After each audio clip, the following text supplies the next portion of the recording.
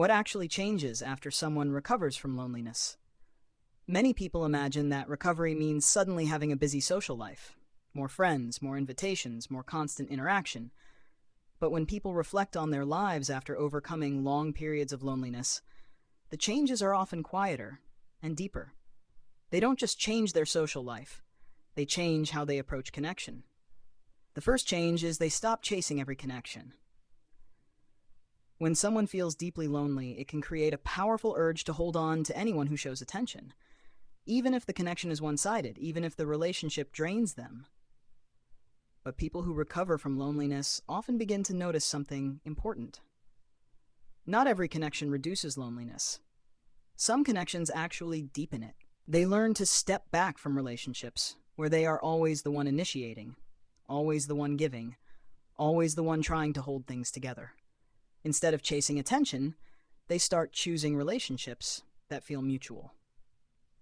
The second change is they become more comfortable with solitude. This might sound surprising, but many people who heal from loneliness develop a healthier relationship with being alone. Before recovery, being alone often feels like rejection. It feels like proof that no one cares. But after recovery, solitude begins to feel different. It becomes space. Space to think, space to rest, space to focus on personal growth.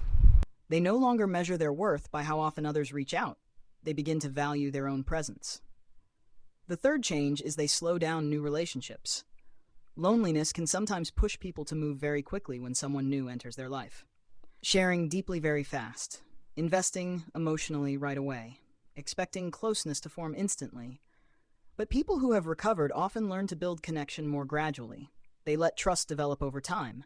They observe how someone shows up consistently, and they allow relationships to grow at a natural pace. This protects them from repeating painful patterns. The fourth change is they prioritize emotional safety. Instead of asking, "Do people like me?" they start asking a different question. Do I feel safe being myself around this person? Emotional safety becomes more important than popularity or approval. This shift changes the quality of the relationships they choose to keep. And finally, many people who recover from loneliness develop a stronger sense of self-worth. Loneliness often damages the way people see themselves. It can create thoughts like, maybe I'm not interesting enough. Maybe people don't really want me around. But when someone begins to heal, they slowly challenge these beliefs. They recognize that loneliness is not a personal failure. Sometimes it is the result of life transitions, environment, timing, or past experiences. When that realization sinks in, their identity begins to shift.